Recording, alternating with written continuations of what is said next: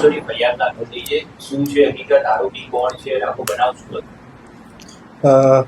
આશરે એક વીક પહેલા અમદાવાદ ગ્રામ્યના બોપલ પોલીસ સ્ટેશન વિસ્તારની અંદર એક ભોગ બનનાર બાળક છે જે એલડીઆર સ્કૂલની ઇન્ટરનેશનલ સ્કૂલની અંદર અભ્યાસ કરે છે. ઘરે જતા નર્વસ જેવું લાગતું હશે એટલે માતા પિતાએ કાઉન્સેલિંગ કરી અને તેને સમગ્ર બનાવ વિશે પૂછ્યું ત્યારે બાળકે પોતાની સાથે ગંભીર જાતીય શોષણ અને શારીરિક અત્યાચાર થયેલાનું તેમણે જણાવેલું છે. જે બાબતે તપાસ કરતા બોપલ પોલીસ સ્ટેશન વિસ્તારની અંદર તારીખ 25ના રોજ પોક્સો કલમ 5F 5L 5M અને 6 અને BNS 351(2) મુજબ ગુનો દાખલ કરેલો છે.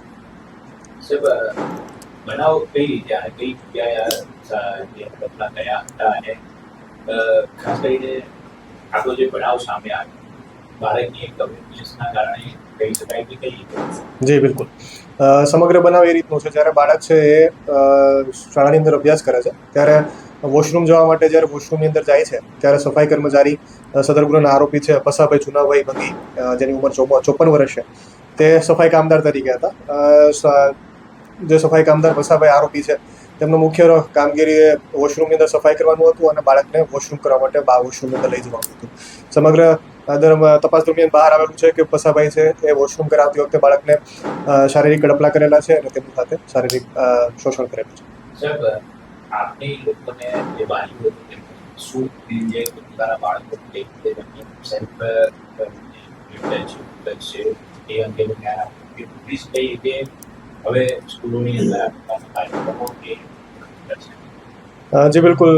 શૈક્ષણિક સત્ર શરૂ થઈ ગયું છે. અવારનવાર પોલીસ દ્વારા તમામ શાળાઓની અંદર જઈ પોલીસની સી ટીમ છે, પોલીસ અધિકારીઓ દ્વારા જઈ અને તમામ બાળકોને છે ગુડ ટચ બેડ ટચ કોઈ જાતનું કોઈ રીતે અયોગ્ય સ્પર્શ કરે છે, અયોગ્ય વર્તન કરે છે તો બાળકે તાત્કાલિક તેનો કઈ રીતે વિરોધ કરવો જોઈએ, કોને જાણ કરવી જોઈએ, શું પગલાં ભરવા જોઈએ તે બાબતેની સેશન છે પોલીસ દ્વારા અને સંસ્થાઓ દ્વારા સ્કૂલો દ્વારા પણ રાખવામાં આવતા હોય છે. અમારી તમામ આપ સર્વ મીડિયા મિત્રોના માધ્યમથી એ પણ અપીલ છે કે વાલીઓ પણ પોતાના બાળકોને જ્યારે બાળક નર્વસ લાગે છે, જ્યારે બાળક કશું બોલતું નથી, એનું અયોગ્ય વર્તન મતલબ જેનું નોર્મલ વર્તન નથી એવું જણાય આવે છે તો વાલીઓ પણ બાળકોનું થોડું કાઉન્સેલિંગ કરી બાળકોને આ રીતે પૂછે અને વાલીઓ પણ ગુડ ટચ બેડ ટચ વિશે બાળકોને જાગૃત કરે તે એક નમ્ર અપીલ છે.